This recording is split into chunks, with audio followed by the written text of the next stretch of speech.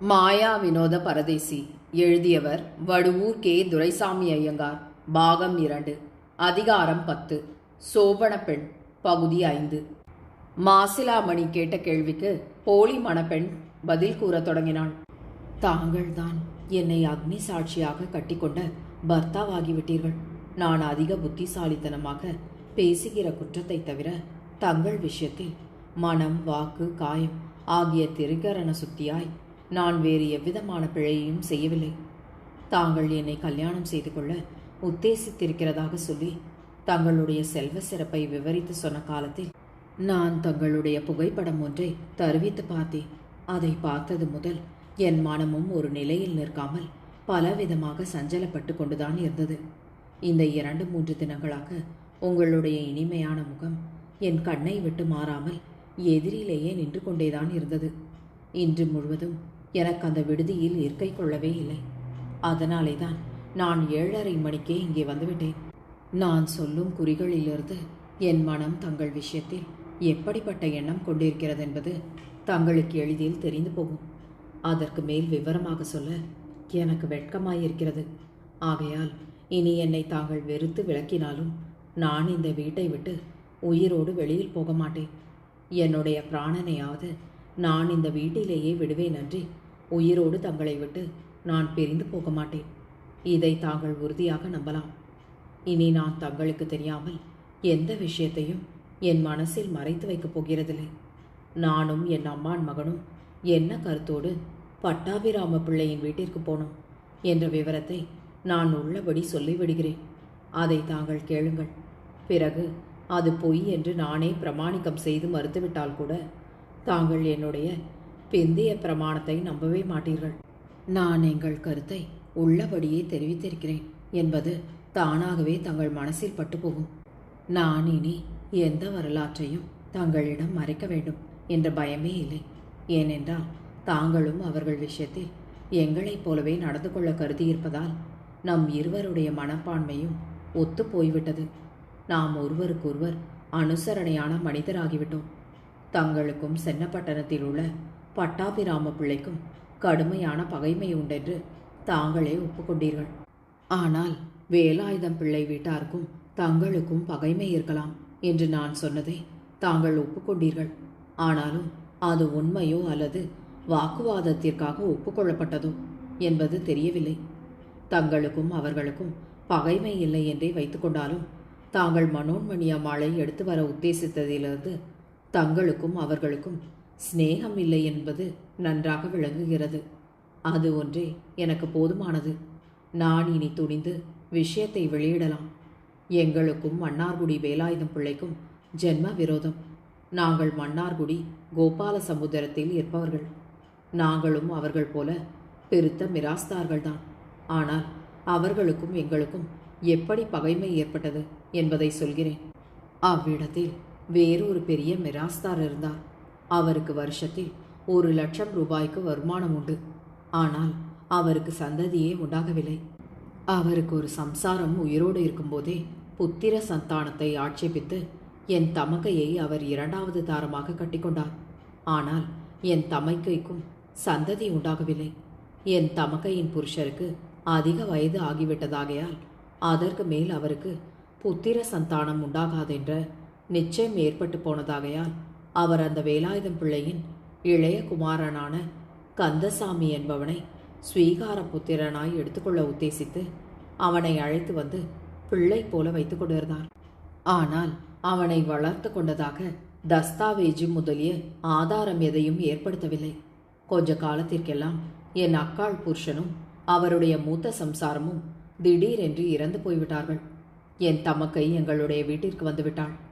என் தமக்கை புருஷருடைய ஐஸ்வர்யம் முழுவதும் தங்களை சேர வேண்டும் என்று வேலாயுதம் பிள்ளை என் தமக்கை பேரில் வியாஜ்யம் தொடர்ந்தார். கும்பகோணத்திலிருந்த பிரபல வக்கீலான சட்டைநாத பிள்ளை அவர்களை வக்கீலாக வைத்து என் தமக்கை எதிர்கட்சியாடி அவருக்கு 1,00,000 ரூபாயும் அவர் மூலமாக சப்ஜட்ஜுக்கு 1,00,000 ரூபாயும் கொடுத்தாள். அந்த நியாயஸ்தலத்தில் வழக்கு என் தமக்கைக்கு அனுகூலமாய் முடிந்தது. அப்போது திகம்பர சாமியார் என்ற பாவி வந்து இல்லாத பொல்லாத உபதிரவங்களை எல்லாம் கொண்டு வந்து வைத்து எங்களுக்கு உபகாரம் செய்த புண்ணிய மூர்த்திகளான சட்டைநாத பிள்ளை அவர்களையும் சப்ஜட்ஜ் அவர்களையும் தண்டனைக்கு ஆளாக்கினதோடு மேல் நியாயஸ்தலத்தில் ஸ்வீகார வியாஜ்யம் என் தமக்கைக்கு விரோதமாய் முடியும்படி செய்துவிட்டான். அதன் பிறகு நாங்கள் என் தமக்கையிடமிருந்த குபேர சம்பத்திற்கு சமதையான ஐஸ்வர்யத்தை எல்லாம் அந்த கந்தசாமிக்கு கொட்டி கொடுக்க நேர்ந்தது. அவன் எங்கள் வீட்டில் வந்திருந்து கொஞ்ச காலம் எங்கள் சோற்றை தின்ற பாவத்திற்காக நாங்கள் சகலமான சம்பத்தையும் இழக்க நேர்ந்தது. என் தமக்கையின் வியாஜ்யத்தை நடத்தியதில் என் தகப்பனாருக்கு தம்முடைய சொந்த சொத்தில் பல லட்சம் நஷ்டமாயிற்று. அந்த வியாஜ்யம் எங்களுக்கு தோற்று போனதோடு எங்கள் கையையே முறித்து போய்விட்டது. அந்த தீராத விசனத்தில் என் தகப்பனாரும் என் தமக்கையும் நோயாய் விழுந்து இன்னும் படுத்த படுக்கையாக இருந்து வருகிறார்கள். அது முதல் எங்கள் குடும்பத்திற்கும் அந்த வேலாயுதம் பிள்ளையின் குடும்பத்திற்கும் ஜென்ம பழியாக இருந்து வருகிறது. எங்களால் ஆன வரையில் அவர்களுக்கு கெடுதல் செய்ய வேண்டும் என்பது எங்களுடைய கருத்து. அந்த கந்தசாமியை கொன்று போட்டு அவன் எங்களிடம் அக்கிரமமாக அபகரித்த சொத்தை அவன் அனுபவிக்க முடியாமல் செய்துவிட வேண்டும் என்பது என் தகப்பனாருடைய எண்ணம். இந்த நிலைமையில் அவனுக்கு இருக்கும் சொத்து போதாதென்று புத்திர சந்தானமற்ற பட்டாபிராம பிள்ளை தம்முடைய பெண்ணை அவனுக்கு கொடுக்கப் போகிறார் என்பது தெரிந்தது. அதை எப்படியாவது தடுத்துவிட வேண்டும் என்பது எங்களுடைய கருத்து. அதற்காக என் தகப்பனார் என்னையும் என் அம்மான் மகனையும் அனுப்பினார். நாங்கள் அந்நியர்கள் என்றால் அவர்கள் எங்களை கிட்ட சேர்க்கவும் மாட்டார்கள். ஆகையால் நாங்கள் வேலாயுதம் பிள்ளையின் மைத்துனியும் மைத்துனி புருஷனும் என்று சொல்லிக்கொண்டு போனோம். போய் அந்த பெண்ணின் இங்கிலீஷ் நாகரிகத்தை பார்த்து வேலாயுதம் பிள்ளையின் வீட்டார் சுத்த கர்நாடக மனிதர் ஆகையால் அவர்கள் அவளை கேவலம் அடிமை போல நடத்துவார்கள் என்று நான் பக்குவமாக சொல்லி அவளுடைய மனசை கலைத்துவிட்டேன். நாங்கள் வந்திருக்கும் சங்கதியை அந்த பெண் டெலிஃபோன் மூலமாக தன் தகப்பனாருக்கு தெரிவித்தாள் போலிருக்கிறது. அவர் உடனே மன்னார்குடிக்கு தந்தி அனுப்ப அங்கிருந்த வேலாயுதம் பிள்ளை தமக்கு மைத்துனியே யாரும் இல்லை என்று மறுதந்தி கொடுத்து விட்டார். அதை எடுத்துக்கொண்டு பட்டாபிராம பிள்ளை பங்களாவிற்கு வந்து சேர்ந்து போலீசாரை வரவழைத்து எங்களை சிறைப்படுத்திவிட்டார். என்ன சமாதானம் சொல்வது என்பதை அறியாமல் நாங்கள் விழித்து கொண்டு பேசாமல் இருந்தோம். அன்றைய தினம் இரவில் அவர்கள் என்னை மனோன்மணியின் படுக்கை அறையில் தனியாக விட்டு பூட்டியிருந்தார்கள். நான் தூங்கிக் கொண்டிருக்கையில் தங்களுடைய ஆட்கள் வந்து நான் தான் மனோன்மணி அம்மாள் என்று எண்ணிக்கொண்டு விட்டார்கள் போல தோன்றுகிறது. இதுதான் எங்களுடைய உண்மையான வரலாறு. இதில் தங்களுக்கு இன்னமும் எவ்வித சந்தேகம் இருந்தாலும் நான் நிவர்த்தி செய்ய தடையில்லை என்றாள். மாசிலாமணி மிகுந்த வியப்பும் களிப்பும் அடைந்து, பெண்ணே, நீ சொன்னதெல்லாம் உண்மையான வரலாறுதான் என்பது நிச்சயமாக தெரிகிறது. இனி உண்மை எனக்கு எவ்வித சந்தேகமும் இல்லை. கடவுள் எல்லாவற்றையும் நல்ல நோக்கத்தோடு தான் செய்கிறார். நாங்களும் அவர்களுக்கு பகைவர்கள், நீங்களும் அவர்களுக்கு பகைவர்கள்.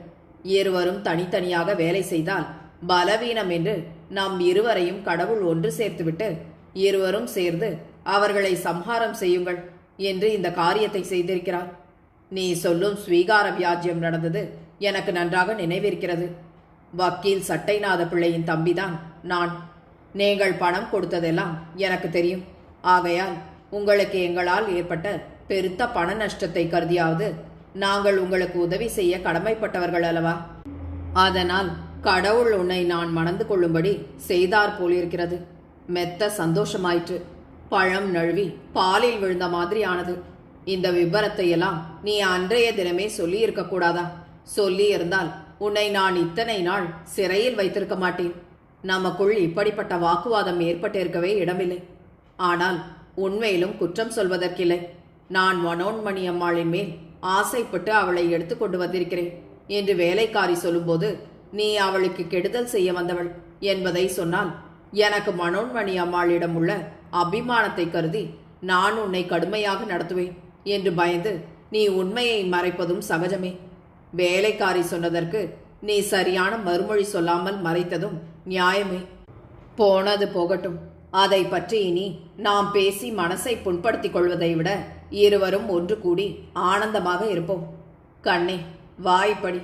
இனிமேல் நீ என்னிடம் பயப்படவாவது லஜ்ஜைப்படவாவது காரணமே இல்லை என்றான். அதற்கு போலி மணப்பெண், ஆகா, தெய்வத்தின் கருணையே கருணை. அவருடைய திருவிளையாட்டின் மகிமையை யார்தான் அறியவல்லார்? காருண்ய வள்ளலான ஜெகதீசன் கடைசியில் என்னை அந்த மகான் சட்டைநாத பிள்ளை அவர்களுடைய திருத்தம்பியாருடனா கூட்டி வைத்தார். ஆகா, என் பாக்கியமே பாக்கியம். எங்கள் முன்னோர்கள் செய்த தவமே தவம்.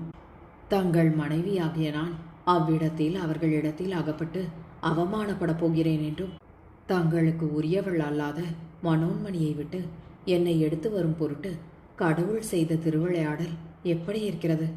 அதை நினைக்க நினைக்க என் தேகமும் மனமும் பூரித்து பரவசமடைகின்றன.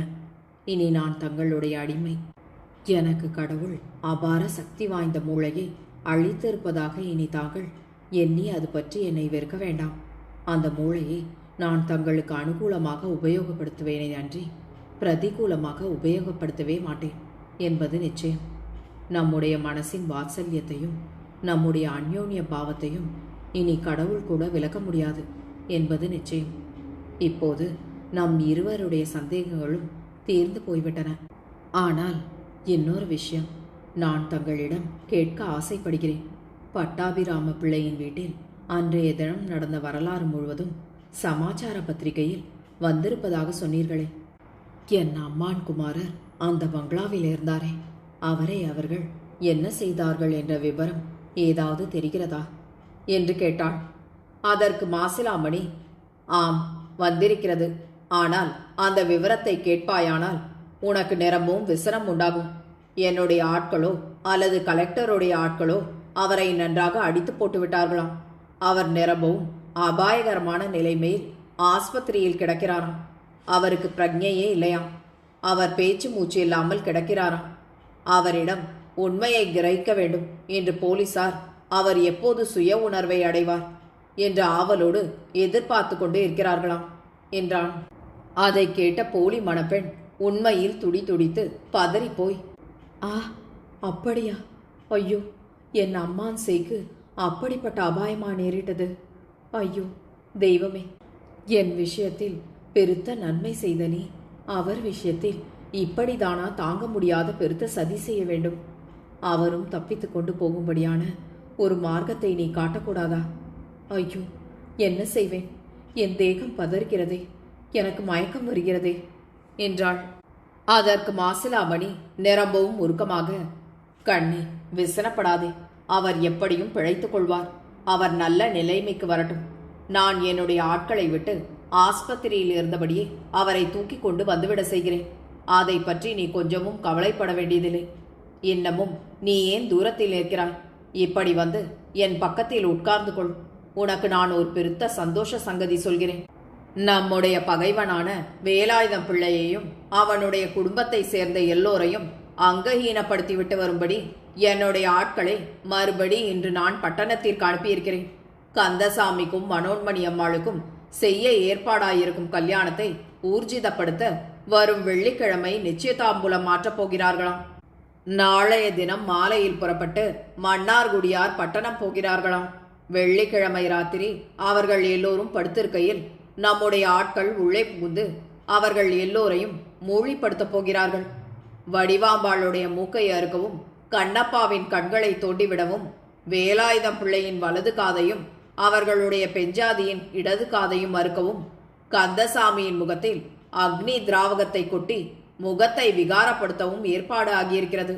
அந்த காரியம் நிறைவேறி போகுமானால் அதுவே அவர்களுடைய ஜென்மத்திற்கும் போதுமானது.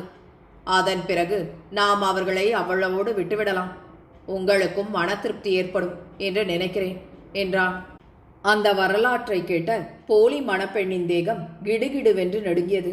மனம் துடித்தது, உயிர் தள்ளாடியது.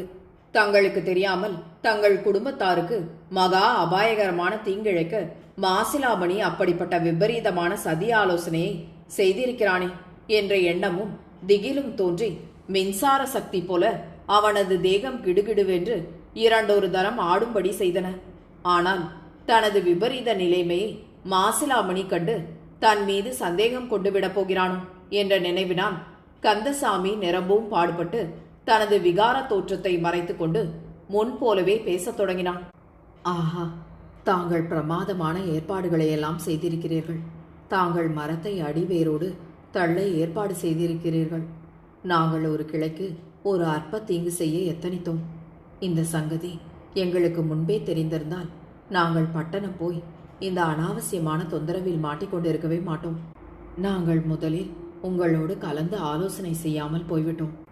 அப்படி போனதில் என் அம்மான் குமாரர் பெருத்த அபாயத்திற்கு இலக்காகி பிழைப்பாரோ மாட்டாரோ என்ற நிலைமையை அடைய நேரிட்டதனாலும் வேறு விதத்தில் நாங்கள் தலைகீழாய் நின்று தவம் செய்தாலும் கிடைக்காததான தங்களுடைய சம்பந்தம் எங்களுக்கு ஏற்பட்டது கடவுளின் கருணை என்றே சொல்ல வேண்டும்.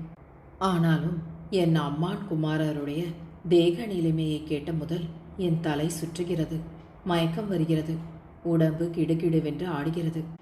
தங்களுடைய சம்பந்தம் ஏற்பட்டதை பற்றியும் எதிராளிகள் அங்கஹீனப்பட போவதை பற்றியும் என் மனசில் ஒரு பக்கத்தில் ஆனந்தம் ஏற்பட்டது.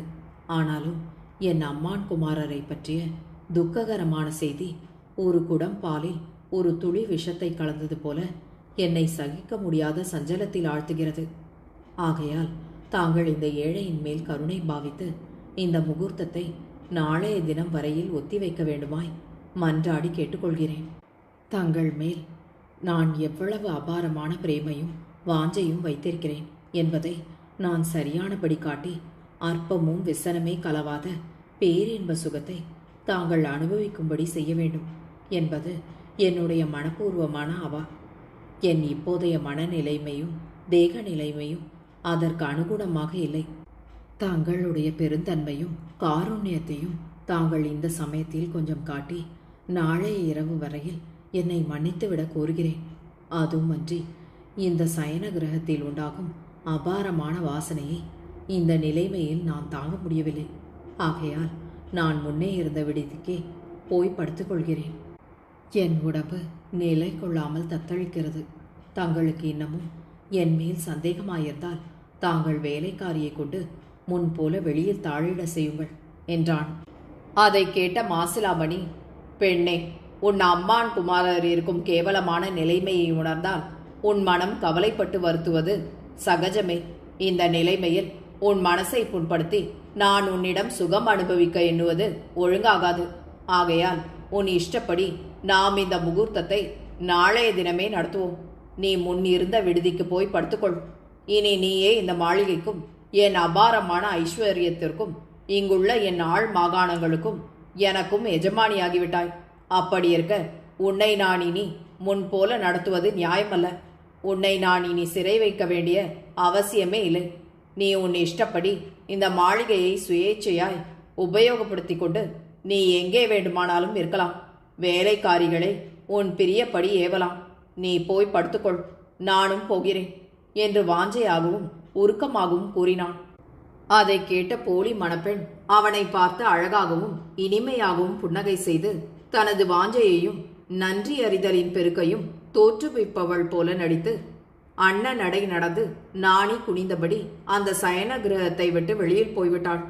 அவளது பின் அழகையும் நடை அழகையும் சாயல் அழகையும் கண்ணிமை கொட்டாது பார்த்து பிரமிப்பும் முவப்பும் கொண்டவனாய் சிறிது நேரம் உட்கார்ந்திருந்த மாசிலாமணி மறுநாள் எப்படியும் தான் அந்த நடக்கும் ஸ்வர்கலோகத்தை தனது மார்பில் சேர்த்து அணைத்துக் கொள்ளலாம் என்று எண்ணமிட்டவனாய் 2 நிமிஷ நேரம் இருந்த பின் அவ்விடத்தை விட்டு எழுந்து போய் தான் அதற்கு முன் வழக்கமாக படுத்துக்கொள்ளும் சயன கிரகத்தை அடைந்து படுத்து அந்த பெண்ணின் ஒப்புயர்வற்ற அழகையும் அபார புத்தி விசேஷத்தையும் குணாதிசயங்களையும் பற்றி கனவு கண்டவனாய் துயின்று அந்த இரவை போக்கினான்.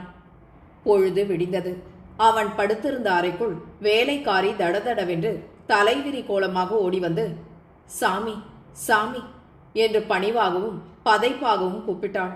அந்த குரல் ஓசையை கேட்டு விழித்து கொண்ட மாசிலாமணி திடுக்கிட்டு எழுந்து உட்கார்ந்து, என்ன சங்கதி, என்ன விசேஷம், என்ன நடந்தது என்று ஆவலோடு வினவ, வேலைக்காரி, எஜமானே, நாம் பட்டணத்திலிருந்து கொண்டு வந்த பெண்ணை காணோமே, அவளை நீங்கள் எங்கேயாவது அனுப்பிவிட்டீர்களா என்ன என்றாள்.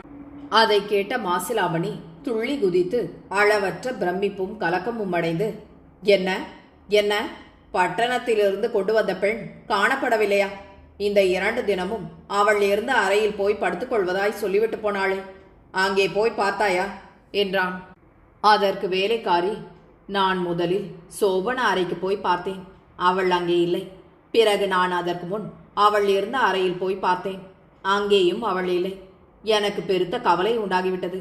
நீங்கள் ஒருவேளை அவளை இங்கே அழைத்து வந்து படுக்க வைத்துக் கொண்டிருக்கிறீர்களோ என்று நான் கொஞ்ச நேரத்துக்கு முன் வந்து இங்கே பார்த்தேன். இங்கேயும் அவள் காணப்படவில்லை. என் திகில் அதிகரித்து விட்டது. நானும் மற்ற வேலைக்காரரும் சேர்ந்து வீடு முழுவதும் ஓரிடம் விடாமல் போய் தேடி பார்த்தோம். ஒருவேளை கிணற்றில் விழுந்திருப்பாளோ என்று வேலைக்காரன் கிணற்றிற்குள் இறங்கி தேடி பார்த்தான். அவள் காணப்படவில்லை. அதன் பிறகு ஒரு வேலைக்காரன் சந்தேகமாக ஒரு வார்த்தை சொன்னான். அதாவது அவன் இரவு 12 மணி சுமாருக்கு விழித்து கொண்டு எழுந்து வெளியில் ஒன்றுக்கு போனானாம். அப்போது வாசற் கதவு உள்பக்கத்தில் தாழ்பால் போடப்படாமல் சும்மா சாத்தி வைக்கப்பட்டு இருந்ததை கண்டானாம். ராத்திரி 10 மணிக்கு தான் படுக்க போன போது கதவை உள்பக்கத்தில் தாழ்பால் போட தான் மறந்து போயிருக்கலாம் என்று அவன் சந்தேகித்து மறுபடி தாழ்பால் போட்டுக்கொண்டு உள்ளே வந்து படுத்துக்கொண்டானாம். அதை நினைக்க பெண் நடு இரவிற்கு முன் எழுந்து எவருக்கும் தெரியாதபடி கதவை திறந்து கொண்டு வெளியில் போயிருப்பாளோ என்ற சந்தேகம் உண்டாயிற்று. தங்களை எழுப்பி இதை சொல்ல வேண்டும் என்று ஓடி வந்தேன் என்றாள். அதை கேட்ட மாசிலாமணியின் தேகம் பறந்தது. அவனது மனம் தாங்க ஒண்ணாத பிரமிப்பும் கலவரமும் அடைந்தது. வேலைக்காரி சொன்னது மெய்யோ பொய்யோ என்ற பிரம்மையினால் அவன் ஸ்தம்பித்து போய் 5 நிமிஷ நேரம் மௌனமாக இருந்த பின் எழுந்து தனது உடைகளை சரியாக அணிந்து வீடு முழுவதும் சென்று ஓரிடம் விடாமல் தேடி பார்த்தான். பெண் தன்னை வஞ்சித்து ஓடிப்போய்விட்டாள் என்ற எண்ணம் அவனது மனதில் உதிக்க ஆரம்பித்தது. அவள் மன்னார்குடி பெண்ணாக இருந்தால் அப்படி ஓடமாட்டாள். ஆதலால் அவள் தன்னை பற்றி சொல்லிக் கொண்ட வரலாறு பொய்யான வரலாறு என்ற நிச்சயமும் ஏற்பட்டது. ஆனாலும் அவன் உடனே ஒரு ஆளை வண்டியில் வைத்து மன்னார்குடிக்கு அனுப்ப அந்த ஆள் அன்றைய தினம் பகலில் திரும்பி வந்து கந்தசாமியின் ஸ்வீகார தாயார்களில் இளைய தாயாருக்கு தங்கை அல்லது வேறு சகோதர சகோதரிகளே இல்லை என்று தான் கேள்வியுற்றதாக தெரிவித்தான். அதை கேட்கவே மாசிலாமணியின் திகிலும் கலவரமும் 1000 மடங்கு பெருகி வதைக்கத் தொடங்கின. அந்த பெண்ணின் சொல்லை உண்மை என்று நம்பி தங்களது ரகசியத்தை எல்லாம் சொல்லிவிட்டதை நினைக்க நினைக்க மாசிலாமணியின் மனம் இன்னதென்று விவரிக்க முடியாத பரம வேதனையை அடைந்து தத்தளித்தது. அந்த பெண் அப்போதே மன்னார்குடிக்கு போய் வேலாயுதம் பிள்ளை வீட்டாரை எச்சரித்து விடுவாளோ என்ற பயமும் கவலையும் எழுந்து எழுந்து வதைக்கலாயின. ஆனாலும் அந்த பெண் வேறு எந்த விதத்திலாவது வேலாயுதம் பிள்ளை வீட்டாரிடத்திலோ பட்டாபிராம பிள்ளை வீட்டாரிடத்திலோ பகைமை உடையவளாய் இருக்க வேண்டும் என்ற நினைவு உண்டானது. ஆகையால் அவள் அநேகமாய் அவர்களை எச்சரிக்க மாட்டாள் என்ற எண்ணமே மேலாடி நின்றது.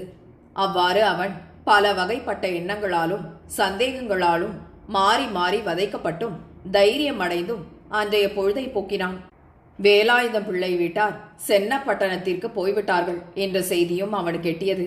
ஆகவே அவன் வெள்ளிக்கிழமை அன்று சென்னையில் தமது ஆட்கள் வெற்றி அடைவார்களோ மாட்டார்களோ என்று எண்ணி ஓயா கவலையில் ஆழ்ந்து நரகவேதனை அனுபவிப்பவனது நிலைமையை அடைந்து வியாழன் வெள்ளி சனி ஆகிய 3 நாட்களையும் கடத்தினான்.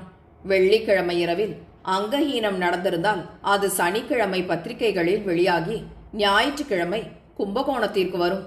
ஆதலால் அவன் ஞாயிற்றுக்கிழமை தபாலை ஆவலோடு எதிர்பார்த்து அன்றைய தினம் வந்த பத்திரிகையை பிரித்து பார்க்க அதில் காணப்பட்ட விபரீத செய்தி அவனது கண்ணில் பட்டது. மகா கோரமான சம்பவம் என்று தலைப்பின் கீழ் வெளியிடப்பட்டிருந்த விவரத்தை அவன் படிக்கவே அவன் அடைந்த ஆனந்தமும் குதூகலமும் அளவிட முடியாததாய் இருந்தன. தன்னை வஞ்சித்து போன பெண் தனது ரகசியத்தை வெளியிடவில்லை என்றும் அவளும் தனது பகையாளிகளிடத்தில் விரோதம் கொண்டவள் என்றும் நிச்சயித்து கொண்டான். தனது கோரிக்கை முழுவதும் தன் உத்தேசப்படியே நிறைவேறி போனதை நினைத்து நினைத்து மாசிலாமணி உவகை பூத்து கட்டில் அடங்காத கழிவேறி கொண்டு அன்றைய தினம் 10,000 ரூபாய் செலவு செய்து தேவாலயங்களில் அபிஷேகம் அர்ச்சனை நிவேதனம் முதலியவற்றை நடத்தி வைத்து ஆயிரக்கணக்கான ஏழைகளுக்கு அன்னதானம் வஸ்திரம் முதலியவற்றை வழங்கி பூத உடம்போடு ஸ்வர்கலோகம் புகுந்தவன் போல பசி தாகம் அயர்வு நித்திரை முதலிய எந்த தேகபாதையும் உணராமல் ஆனந்தமயமாய் அன்றைய பொழுதை போக்கினான். மறுநாளாகிய திங்கட்கிழமை தபாலிலும் சில சமாச்சார பத்திரிகைகள் வந்தன. ராஜாங்க சம்பந்தமாய் ஏதோ விசேஷமான சம்பவம் நடந்ததை கருதி ஞாயிற்றுக்கிழமை தினம் ஒரு பிரத்யேக அனுபந்தம் வெளியிடப்பட்டது. ஆகையால் அது மாசிலாமணிக்கும் வந்து சேர்ந்தது. வேலாயுதம் பிள்ளை முதலியோரை அங்கஹீனப்படுத்திய பிறகு இடும்பன் சேர்வைக்காரனும் அவனுடைய ஆட்களும் தப்பித்து வந்துவிட்டார்களோ அல்லது போலீசாரிடம் எவராவது அகப்பட்டு கொண்டார்களோ என்பதை நிச்சயித்துக் கொள்ள வேண்டும் என்ற ஆவல் மாசிலாமணியின் மனதில் ஒரு புறத்தில் வதித்துக் கொண்டிருந்தது. ஆகையால் அவன் அன்றைய தினம் வந்த அனுபந்தத்தை எடுத்து பிரித்து விஷயங்களை மேம்போக்காக பார்த்து கொண்டே போக அதில் காணப்பட்ட ஒரு விஷயம் அவனது மனதை கவர்ந்தது. அவன் அதை உடனே படிக்கத் தொடங்கினான். அது அடியில் வருமாறு எழுதப்பட்டிருந்தது. முக்கியமான ஒரு பிழை திருத்தம். ஒரு நிருபர் எழுதுகிறார். மகா கோரமான ஒரு சம்பவம் என்ற தலைப்பின் கீழ் வெளியான ஒரு விஷயத்தை எல்லோரும் படித்திருக்கலாம். விரிவான வரலாற்றை நன்றாக விசாரித்து மறுபடி எழுதுகிறேன் என்று நான் நேற்று தெரிவித்தேன் அல்லவா? அந்த விஷயத்தை பூர்த்தியாக தெரிந்து கொள்ளாமல் வீட்டில் இருக்க என் மனம் இடம் தரவே இல்லை. ஆகையால் நான் உடனே புறப்பட்டு சென்னை கலெக்டர் பட்டாபிராம பிள்ளையின் ஜாகைக்கு போய் சேர்ந்து கலெக்டரை கண்டு பேசி போலீஸ் ஸ்டேஷனில் பார்த்த பயங்கரமான காட்சியை விவரித்து கூறினேன். அதை கேட்ட உடனே நான் ஒருவேளை பைத்தியம் கொண்டவனோ என்று அவர் சந்தேகித்தவர் போல பேசினார். ஆனால் நான் மறுபடியும் அதை உறுதியாக சொன்னதை கேட்ட பிறகு அவர் உடனே டெலிபோனுக்கு போய் போலீசாருடன் பேசி உண்மையை தெரிந்து கொண்டு வந்து என்னை பார்த்து, ஐயா, நீர் சொன்னபடி அங்கஹீனம் நடந்திருப்பது உண்மைதான் என்று போலீசார் சொல்கிறார்கள். அங்கஹீனப்பட்டவர்கள் எல்லாம் ஆஸ்பத்திரியில் இருக்கிறார்களாம். ஆனால் அவர்கள் வேலாயுதம் பிள்ளையும் அவரை சேர்ந்த மனிதரும் அல்ல. வேலாயுதம் பிள்ளையும் அவருடைய குடும்பத்தாரும் என் பங்களாவிலேயே வேறொரு விடுதியில் இப்போது சேமமாய் இருக்கிறார்கள். எனக்கு மாப்பிள்ளையாக வரிக்கப்பட்டிருந்தவரும் வேலாயுதம் பிள்ளையின் இரண்டாவது குமாரருமான கந்தசாமி என்பவர் போன சனிக்கிழமை முதல் காணப்படவில்லை. நாங்கள் எல்லோரும் அவரை தேடி அலைந்து கொண்டிருக்கிறோம். அது ஒன்றுதான் எங்கள் குடும்பத்தில் நடந்திருக்கும் விசேஷ சம்பவம். வேலாயுதம் பிள்ளை முதலியோர் இதோ சேமமாய் இருக்கிறார்கள். உமக்கு சந்தேகமாயிருந்தால் நேர் என்னோடு வாரும், நான் காட்டுகிறேன் என்றார். அவர் சொன்னதை நான் நம்பவில்லை. ஆகையால் நான் அவரோடு நேரில் போய் பக்கத்து விடுதியிலிருந்த வேலாயுதம் பிள்ளையையும் அவரது குடும்பத்தாரையும் பார்த்தேன். அவர்கள் தங்களது புத்திரரை காணாமல் விசனப்பட்டவர்களாய் இருந்தார்கள். ஆனாலும் எவ்வித அங்கஹீனமும் இன்றி சேமமாய் இருக்கிறார்கள். அவரை சேர்ந்த பந்து மித்திரர்கள் நேற்று வெளியான செய்தியைக் கண்டு விசன கடலில் ஆழ்ந்து இருப்பார்கள். ஆதலால் நேற்று ஏற்பட்ட தவறை நான் இந்த விசேஷ அனுபந்தத்தின் மூலமாய் திருத்த முன்வந்தேன். வேலாயுதம் பிள்ளை முதலியோர் சேமமாயிருப்பது ஒரு விஷயத்தில் சந்தோஷத்தை உண்டாக்கியது. ஆனாலும் உண்மையில் அங்கஹீனப்பட்டு ஸ்மரணையின்றி ஆஸ்பத்திரியில் கிடப்பவர்கள் இன்னார் என்பதை தெரிந்து கொள்ள வேண்டும் என்ற தடுக்க முடியாத ஆவலினால் தூண்டப்பட்டு நான் உடனே ஆஸ்பத்திரிக்கு போய் விசாரித்தேன். மற்ற எல்லோரும் இன்னும் பிரஞையற்று கிடக்கிறார்கள். முகத்தில் அக்னி திராவகம் கொட்டப்பட்ட யவ்வன புருஷன் மாத்திரம் அப்போதைக்கப்போது கண் திறந்து வார்த்தைகளை சொல்கிறானாம். போலீசார் அவனிடம் கேட்டதில் அவரது வரலாற்றில் ஒரு பாகம் மாத்திரம் வெளியாயிற்றான். அவர்கள் இன்னார் என்பது சந்தேகமற தெரிந்து போய்விட்டதாம். அவர்கள் கும்பகோணத்தில் பெரிய தெருவில் இருப்பவர்களாம். மூக்கறுபட்டு கிடக்கும் ஸ்திரீயின் பெயர் ரமாமணி அம்மாளாம். காதறுபட்டு கிடப்பவர்கள் அவளுடைய தாயும் தகப்படுமாம். கண்கள் போய் கிடப்பவன் அவளிடம் வேலை பார்க்கும் போயியாம். முகத்தில் அக்னி திராவகம் கொட்டப்பட்டு கிடப்பவன் பக்கிரியா பிள்ளை என்ற ஒரு தவில்காரனாம். இது நிச்சயமான பெயர்களாம். அவர்களுக்கு இந்த விபரீத சம்பவம் நேர்ந்த வரலாற்றை இன்னும் தெரிந்து கொள்ள முடியவில்லையாம். இதை கேட்டுக்கொண்டு நான் வீடு வந்து சேர்ந்தேன். விரிவான செய்தியை நாளைய தினம் அறிந்து மறுபடியும் எழுதுகிறேன் என்று எழுதப்பட்டிருந்த அதி விபரீதமான செய்தியை படிக்கவே மாசிலாமணியின் தலையில் பெருத்த இடி திடீரென்று விழுந்தது போல் ஆகிவிட்டது. அப்போது அவனது மனநிலைமை எப்படி இருந்திருக்கும் என்பதை விவரிப்பதை விட வாசகர்கள் யூகித்துக் கொள்வதே நன்று. வடுவூர் கே. துரைசாமி ஐயங்காரின் இந்த நாவலை உங்களுக்காக வாசித்தது நிமா மனோ. கேட்டு மகிழ்ந்து விரும்பி பகிர்ந்து பதிவு செய்யவும். நன்றி.